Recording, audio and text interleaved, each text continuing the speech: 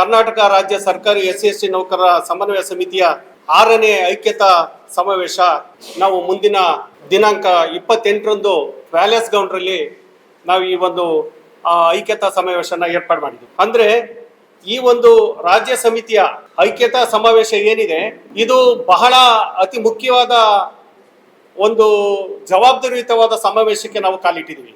ಈ ಒಂದು ಸಮಾವೇಶದಲ್ಲಿ ಮೊದಲಿಗೆ ನಾವು 5 ಸಮಾವೇಶನೂ ಕೂಡ ನಾವು ಅಂಬೇಡ್ಕರ್ ಭವನದಲ್ಲಿ ವಸಂತ ನಗರದಲ್ಲಿ ನಾವು ಮಾಡಿದ್ವಿ ನಮ್ಮ ರಾಜ್ಯ ಸಮಿತಿ ವತಿಯಿಂದ. ಆದ್ರೆ ಈ ಸಾರಿ ಕನಿಷ್ಠ ಪಕ್ಷ 25,000 ಜನ ಸೇರಿಸಲೇಬೇಕು ಅಂತ ನಾವು 30,000 ಜನ ಸೇರಿಸಬೇಕು ಅಂತ ಒಂದು ಟಾರ್ಗೆಟ್ ಇದೆ. ಕನಿಷ್ಠ ಪಕ್ಷ 25,000 ಜನ ಸೇರ್ಲೇಬೇಕು ಅನ್ನೋ ಉದ್ದೇಶದಲ್ಲಿ ಇಲ್ಲಿ ಹಲವಾರು ನಾವು ಬೇಡಿಕೆಗಳನ್ನ ಇಟ್ಕೊಂಡು ಈ ಸಮಾವೇಶನ ನಾವು ಏರ್ಪಾಡು ಮಾಡಿದೀವಿ. ರಾಜ್ಯದ 31 ಜಿಲ್ಲೆಗಳಲ್ಲೂ ಕೂಡ ಸಮನ್ವಯ ಸಮಿತಿಯ ಶಾಖೆಗಳಿದೆ. ಪ್ರತಿ ತಾಲೂಕಲ್ಲೂ ಕೂಡ ಪದಾಧಿಕಾರಿಗಳಿದ್ದಾರೆ. ಪ್ರತಿ ತಾಲೂಕಲ್ಲೂ ಕೂಡ ಸಮನ್ವಯ ಸಮಿತಿ ಬಹಳಷ್ಟು ಸಾಮಾಜಿಕವಾದ ಕೆಲಸ ಕಾರ್ಯಗಳನ್ನ ಮಾಡ್ಕೊಂಡು ಬಂದಿದೆ. ಹಲವಾರು ಬೇಡಿಕೆಗಳನ್ನ ಈಡೇರಿಸುವ ಉದ್ದೇಶದಿಂದ ಇಲ್ಲಿ ಇರ್ತಕ್ಕಂಥ ಮಂಜೂರಾಗಿರ್ತಕ್ಕಂಥ ಹುದ್ದೆ 7.75 ಲಕ್ಷ ಹುದ್ದೆ. ಇದರಲ್ಲಿ 4 ಲಕ್ಷ ಸರ್ಕಾರಿ ನೌಕರರು ಮಾತ್ರ ಕೆಲಸ ಮಾಡ್ತಾವ್ರೆ. ಇದರಲ್ಲಿ 80,000ಕ್ಕೂ ಹೆಚ್ಚು ಪರಿಶಿಷ್ಟ ಜಾತಿ ಅಂದ್ರೆ ಅಂದಾಜು 20,000ಕ್ಕೂ ಹೆಚ್ಚು ಪರಿಶಿಷ್ಟ ಪಂಗಡ ನೌಕರರು ಹಲವಾರು ವಿವಿಧ ಇಲಾಖೆಗಳಲ್ಲಿ ಕೆಲಸ ಮಾಡ್ತಾ ಇದ್ದಾರೆ. ಈ ರಾಜ್ಯ ಮಟ್ಟದಲ್ಲಿ 2,84,724 ಹುದ್ದೆಗಳ ಖಾಲಿ ಇದ್ದು ಇದರಲ್ಲಿ ಬ್ಯಾಕ್ಲಾಗ್ ಹುದ್ದೆಗಳನ್ನ ತುಂಬಿದೆ ಇರ್ತಕ್ಕಂಥ ಹಲವಾರು ಸಂದರ್ಭಗಳು ನಿಮ್ಗೆಲ್ಲ ತಿಳಿದೇ ಇದೆ. ಈ ಒಂದು 24,000 ಬ್ಯಾಕ್ಲಾಗ್ ಹುದ್ದೆ ಖಾಲಿ ಇದೆ. ಇದನ್ನೆಲ್ಲ ಈ ಜವಾಬ್ದಾರಿಯುತವಾದ ಕೆಲಸಗಳನ್ನ ನಿರ್ವಹಿಸೋರು ಯಾರು? ಮುಂದೆ ಇದರ ಉದ್ದೇಶ ಏನು?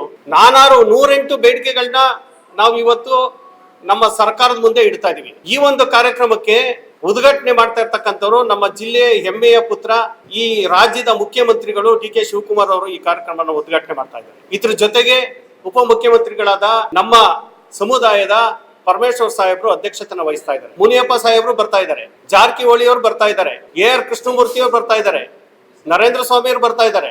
ಸಮುದಾಯದ ಎಲ್ಲ ದಲಿತ ಪರ ಶಾಸಕರು, ಮಂತ್ರಿಗಳು ಆದಿಯಾಗಿ ಎಲ್ಲ ಕೂಡ ಈ ಕಾರ್ಯಕ್ರಮಕ್ಕೆ ಕೈ ಜೋಡಿಸ್ತಾ ಇದ್ದಾರೆ. ನಮ್ಮ ಆಶಯ ಏನು ಅಂದ್ರೆ ಎಲ್ಲ ಕಾರ್ಯಕ್ರಮಗಳು ಜನಮುಖಿ ಆಗ್ಬೇಕು, ಜನರಲ್ಲಿ ಸಾಮಾಜಿಕ, ಶೈಕ್ಷಣಿಕ, ಆರ್ಥಿಕ ಶ್ರೇಯಾಭಿವೃದ್ಧಿ ಆಗ್ಬೇಕು ಅಂತ ಹೇಳಿದ್ರೆ ಈ ಖಾಲಿ ಹುದ್ದೆಗಳು ಭರ್ತಿ ಆಗ್ಬೇಕು ಅನ್ನೋದನ್ನು ಕೂಡ ಇದು ಮಾಡ್ತಾ ಇದೀವಿ.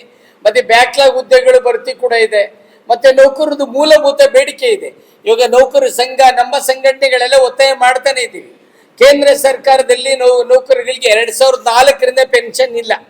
ರಾಜ್ಯ ಸರ್ಕಾರದವ್ರಿಗೆ 2006ರಿಂದ ಪೆನ್ಷನ್ ಇಲ್ಲ. ಈ ಪಿಂಚಣಿ ವ್ಯವಸ್ಥೆ ಸ್ವತಂತ್ರ ಭಾರತದಲ್ಲಿ ಬಂದಿದ್ದಲ್ಲ. ಅದು 1896 ಟೈಮ್ನಲ್ಲಿ ಬ್ರಿಟಿಷ್ ಸರ್ಕಾರದಲ್ಲೇ ಬಂದಿದ್ದು. ಒಬ್ಬ ನೌಕರ ಸರ್ಕಾರಿ ಸೇವೆ ಮಾಡಿ ನಿವೃತ್ತಿ ಆದ್ಮೇಲೆ ಅವನ ಜೀವನಾಂಶಕ್ಕಾಗ್ಲಿ ಅಂತೇಳಿ ಪಿಂಚಣಿ ವ್ಯವಸ್ಥೆನ ತಂದಿತ್ತು. ಇವತ್ತೇನಾಗಿದೆ, 2006ರಿಂದ ಪೆನ್ಷನ್ ಇಲ್ಲದೆ ಇರೋದ್ರಿಂದ NPS ಅಂತ ಬಂದು ನ್ಯೂ ಪೆನ್ಷನ್ ಸ್ಕೀಮ್ ಹೋಗ್ಬಿಟ್ಟು ನೋ ಪೆನ್ಷನ್ ಸ್ಕೀಮ್ ಆಗ್ಬಿಟ್ಟಿದೆ. ಈ ಹಿನ್ನೆಲೆಯಲ್ಲಿ ನಮ್ಮ ಮನವಿ ಏನು ಅಂತ ಹೇಳಿದ್ರೆ ಆ NPS ಹೋಗ್ಬೇಕು, OPS ಬರಬೇಕು ಅಂತೇಳಿ. ಮತ್ತೆ ರಾಜ್ಯದಲ್ಲಿ ನಗರಸಭೆಗಳು, ಪಟ್ಟಣ ಪುರಸಭೆಗಳೆಲ್ಲ ಇದೆ. ಪಾಪ ಅಲ್ಲಿ ಕಸ ಗುಡಿಸೋರು ಪೌರ ಕಾರ್ಮಿಕರು ಬದುಕು ಹೇಳಕ್ಕಾಗದೇ ಇಲ್ಲ. ಇನ್ನೂ ಕೂಡ ಬಹುತೇಕ ಕಡೆ ಅವ್ರಿಗೆ C&R ಇಲ್ಲ. ಪಾಪ ಅವ್ರು ಏನಾಗ್ತದೆ, ಆ ಕಸ ಗುಡಿಸೋ ಪೌರ ಕಾರ್ಮಿಕರ ಕೆಲಸ ಕೆಲವು ಬೀದಿಗಳಲ್ಲಿ ಹೋದ್ರೆ ಕುಡಿಯಕ್ಕೆ ನೀರು ಕೂಡ ಕೊಡೋದಿಲ್ಲ, ಕನಿಷ್ಠ ಸವಲತ್ತುಗಳಿಲ್ಲ. ಸರ್ಕಾರದಲ್ಲಿ IPD ಸಾಲಪ್ಪ ವರದಿ ಪ್ರಕಾರ ಕನಿಷ್ಠ ಸವಲತ್ತು ಕೊಡಬೇಕು ಅಂದ್ರೂ ಕೂಡ ಆ ಸವಲತ್ತುಗಳ ಬಗ್ಗೆ ಮಾಹಿತಿ ಎಲ್ಲ ಬಿಳಿ ಹಾಳೆಯಲ್ಲಿ ಕಪ್ಪಕ್ಷರದಲ್ಲಿ ಪ್ರಿಂಟ್ ಆಗಿ ಬುಕ್ಕಲ್ಲಿದೆ. ಇವನ್ನು ಕೂಡ ಅನುಷ್ಠಾನ ಆಗಬೇಕು ಅನ್ನೋದ್ರ ಜೊತೆಗೆ ಹಲವಾರು ಬೇಡಿಕೆಗಳನ್ನ ಮೀಸಲಾತಿ ಇವತ್ತು ರಾಷ್ಟ್ರದಲ್ಲಿ, ಭಾರತದಲ್ಲಿ ಮೀಸಲಾತಿ ಪಡೆಯದಿರುವ ಜಾತಿನೇ ಇಲ್ಲ.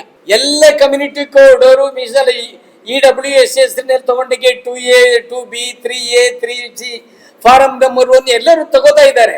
ಅದ್ರ ವಿಚಿತ್ರ ಏನಾಗಿದೆ, ಮೀಸಲಾತಿ ತಗೊಳ್ಳೋದು ತಪ್ಪು ಅಂತನೂ ನಾವು ಹೇಳ್ತಿಲ್ಲ. ಜನಸಂಖ್ಯೆವಾರು ಮೀಸಲಾತಿ ಆಗಬೇಕು. ಸ್ವತಂತ್ರ ಪೂರ್ವದಲ್ಲಿ 12% SCಗಳಿಗೆ ಕೊಡ್ತಿದ್ರು, ನಂತರ 15% ಆಯಿತು. ಸ್ವತಂತ್ರ ಬಂದು 80 ವರ್ಷ ಆಗ್ತಾನೆ. 80 ವರ್ಷ ಆದ್ರೂ ಬರೀ 15% SCಗಳಿಗೆ, 3% STಗಳಿಗೆ. ಅಂದ್ರೆ ಇದು ವೈಜ್ಞಾನಿಕತೆ ಇದೆ ಅಂತ ಅನ್ಸುತ್ತಾ? ಈ ಹಿನ್ನೆಲೆಯಲ್ಲಿ ಆಗಿನ ಸರ್ಕಾರ ನಾಗಮೋಹನ್ ದಾಸ್ ಅವರ ನೇಮಕ ಮಾಡ್ತು. ಪಾಪ ನಾಗಮೋಹನ್ ದಾಸ್ ಸಾಹೇಬರು ಕೂಡ ನಿವೃತ್ತ ನ್ಯಾಯಮೂರ್ತಿಗಳು, ಗೌರವಾನ್ವಿತರು. 17% SCಗಳಿಗೆ ಕೊಡಿ, ಪರಿಶಿಷ್ಟ ಜಾತಿಯವ್ರಿಗೆ 7.1% ಪರಿಶಿಷ್ಟ ಪಂಗಡದವ್ರು ಕೊಡಿ ಅಂತು. ಆದ್ರೆ ಎಲ್ಲೇನಾಯ್ತು, ಎಲ್ಲ ಒಂದ್ ಕಡೆ ಆಳುವ ವರ್ಗಗಳು ಈ ತಳ ಸಮುದಾಯದವ್ರಿಗೆ ದೋಖಾ ಮಾಡಿದ್ರೇನೋ ಆತಂಕ ನಮ್ಗಿದೆ. ಅದು ಮೀಸಲಾತಿ ಹೆಚ್ಚಳ ಮಾಡಬೇಕು ಅಂದ್ರೆ ತಮ್ಗೆಲ್ಲರಿಗೂ ಕೂಡ ಗೊತ್ತಿದ್ದಂಗೆ ಸಂವಿಧಾನದ ತಿದ್ದುಪಡಿ ಆಗದೇನೆ, ಪಾರ್ಲಿಮೆಂಟ್ಗೆ ಹೋಗದೇನೆ ಮೀಸಲಾತಿ ಹೆಚ್ಚಳ ಮಾಡೋಕ್ಕಾಗಲ್ಲ. ಯಾಕೆಂದ್ರೆ 1992ನೇ ಇಸ್ವಿನಲ್ಲೇ ಇಂದಿರಾ ಸಾಹ್ನಿ ಪ್ರಕರಣದಲ್ಲೇ 9 ಜಡ್ಜ್ಗಳ ಬೆಂಚ್ ಹೇಳಿದೆ ಮೀಸಲಾತಿ 50% ಮೀರಬಾರದು, 50% ಮೀರಬೇಕಾಗಿದ್ದಲ್ಲಿ ಸಂವಿಧಾನದ ತಿದ್ದುಪಡಿ ಮಾಡ್ಕೋಬೇಕು, 9th ಶೆಡ್ಯೂಲ್ಗೆ ಸೇರಿಸ್ಬೇಕು ಅಂತ ಹೇಳಿದೆ. ಅಷ್ಟೆಲ್ಲ ಇದ್ದಾಗ್ಯೂ ಕೂಡ ಇವರು ಇಲ್ಲಿ 17-7 ಮಾಡಿದ್ರು, ಪಾರ್ಲಿಮೆಂಟ್ಗೆ ಹೋಗ್ಲೇ ಇಲ್ಲ. ಕೊನೆಗೆ ಏನಾಯ್ತು, ಮೊನ್ನೆ ಒಳ ಮೀಸಲಾತಿ ಅದ್ರ 1/8/2024ರಲ್ಲಿ ಏನು ಒಳ ಮೀಸಲಾತಿ ಕೊಡಬೇಕು ವಿತ್ ಕ್ವಾಂಟಿಫೈಬಲ್ ಡಾಟಾ ಅಬ್ಸರ್ವ್ ಮಾಡಿ ಅಂತ ಹೇಳ್ತು. ಆಮೇಲೆ ಇವರು 17-7 ಕೊಡಕ್ ಹೋದಾಗ ಏನಾಯ್ತು, ಕೋರ್ಟ್ ಹೇಳ್ತು ಇಲ್ಲ ಇಲ್ಲ ಇದು ಸಂವಿಧಾನ ತಿದ್ದುಪಡಿ ಆಗಿಲ್ಲ, ಇಲ್ಲ ಇಲ್ಲ ಇದು 9th ಶೆಡ್ಯೂಲ್ಗೆ ಆಗಿಲ್ಲ ಅಂದ್ಬಿಟ್ಟು ಮತ್ತೆ 15.3ಗೆ ಬಂದು ನಿಂತಿದೆ. ಮತ್ತೆ ಇನ್ನೊಂದು ಪ್ರಮುಖವಾದಂತ ಎಲ್ಲ ಜಾತಿ ಎಲ್ಲ ಧರ್ಮದವ್ರಿಗೂ ಸಹಕಾರಿಯಾಗುವಂತ ಬೇಡಿಕೆ ನಮ್ಮ ಸಮನ್ವಯ ಸಮಿತಿ ಈ ಸತಿ ಸಮಾವೇಶದಲ್ಲಿ ಇಡ್ತಾ ಇದೆ. ಇವತ್ತು ಸರ್ಕಾರಿ ಸೇವಾ ವಲಯದಲ್ಲಿ ಉದ್ಯೋಗದಲ್ಲಿ ಮೀಸಲಾತಿ, ಶಿಕ್ಷಣದಲ್ಲಿ ಮೀಸಲಾತಿ ಇದೆ. ಸರ್ಕಾರದ ಉದ್ಯೋಗದಲ್ಲಿ ಎಷ್ಟಿದೆ? ಈಗ ಮೊನ್ನೆ ತಗೊಂಡೇನೋ ಒಂದು ಅಂಕಿಅಂಶ, ಮೊನ್ನೆ 31/3/25ರಿಂದ ಹೋದ ತಿಂಗಳು ತಗೊಂಡೆ, ಅಂದ್ರೆ 20 ಡೇಸ್ ಬ್ಯಾಕ್ ಕರ್ನಾಟಕ ರಾಜ್ಯ ಸರ್ಕಾರದ ಆರ್ಥಿಕ ಸಾಂಖ್ಯಿಕ ಇಲಾಖೆ ಬಿಟ್ಟರೆ 20 ದಿನಗಳ ಹಿಂದೆ ತಗೊಂಡೆ. 8,20,000 ಹುದ್ದೆಗಳು ಮಂಜೂರಾತಿ ಹುದ್ದೆಗಳಿದೆ, 5,20,000 ಹುದ್ದೆಗಳು ಭರ್ತಿಯಾಗಿವೆ. ಅದರೊಳಗೆ 82,000 SC ಇದ್ದಾರೆ, 25,000 ಜಿಲ್ಲೆ STಗಳಿದ್ದಾರೆ. ಜನಸಂಖ್ಯೆ ಇರೋದು 7 ಕೋಟಿ ಇದೆ. ಹಾಗಾದ್ರೆ ಇವೆಲ್ಲ ಪರ್ಸೆಂಟೇಜ್ ಮಾಡಿದಾಗ ಸೇವಾ ವಲಯ, ಸರ್ಕಾರಿ ಸೇವಾ ವಲಯದಲ್ಲಿ ಉದ್ಯೋಗ 1% ಇಲ್ಲ. ಹಾಗಾದ್ರೆ ಉಳಿಕೆ 99% ಉದ್ಯೋಗದ ಅವಕಾಶ ಎಲ್ಲಿದೆ? ಖಾಸಗಿ ಕ್ಷೇತ್ರದಲ್ಲಿದೆ. ಇದು ಖಾಸಗಿ ಕ್ಷೇತ್ರದವರೆಲ್ಲ ಮಾಡ್ಬೇಕಾದ್ರೆ ಸರ್ಕಾರದವ್ರು ಸಹಾಯ ಮಾಡ್ತಾರೆ, ಅಲ್ಲೇ ಮೀಸಲಾತಿಯನ್ನ ಕೊಡಬಾರದು ಅನ್ನೋದನ್ನು ಕೂಡ ನಾವು ಈ ಸಮಾವೇಶದಲ್ಲಿ ಒತ್ತಾಯವನ್ನ ಮಾಡ್ತಾ ಇದ್ದೀವಿ. ಇದುವರೆಗೂ ನೌಕರಿಗಾಗಿ ನೌಕರರಿಂದ ಹೋರಾಟ ಮಾಡ್ತಿದ್ವಿ. ನಮ್ಮ ಕರ್ನಾಟಕದಲ್ಲಿ ಒಂದು ಜಾತಿ ಪರಿಶಿಷ್ಟ ಪಂಗಡದ ಒಂದು ಇತಿಹಾಸ ಏನು ಅಂದ್ರೆ, ಈ ಬಡ್ತಿ ಮೀಸಲಾತಿಲಿ ಅದು ಬಂತು.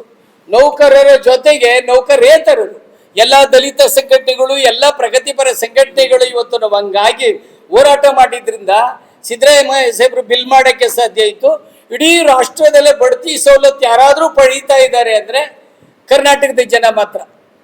ಅದೇ ರೀತಿ ಇವತ್ತಿನ ಹೋರಾಟಕ್ಕೂ ಕೂಡ ಹಲವಾರು ಸಂಘಟನೆಗಳು, ನಮ್ಮ ಚನ್ನಪಟ್ಟಣದಲ್ಲಿರುವಂತಹ ದಲಿತ ಮುಖಂಡರು, ಮಾಗಡಿಯ ದಲಿತ ಮುಖಂಡರು, ಎಲ್ಲ ವಿವಿಧ ಸಂಘಟನೆಗಳವರೆಲ್ಲರೂ ಕೂಡ ಈ ಹೋರಾಟದಲ್ಲಿ, ನೌಕರರ ಹೋರಾಟದಲ್ಲಿ ನಾವು ಇರ್ತೀವಿ ಅಂತ ಬಂದು ನಮ್ಮ ಬೆಂಬಲವನ್ನ ಕೊಡ್ತಾ ಇದ್ದಾರೆ.